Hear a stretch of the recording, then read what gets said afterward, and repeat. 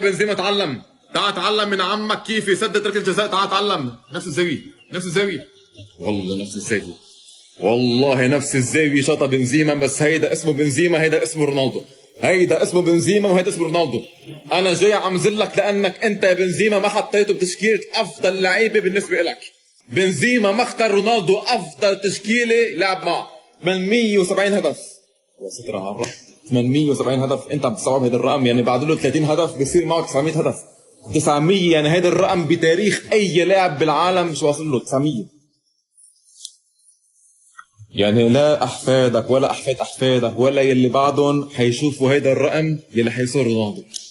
والاكثر من هيك صار واصل ال 500 هدف مساهم فيه من بعد عمره 30 سنه.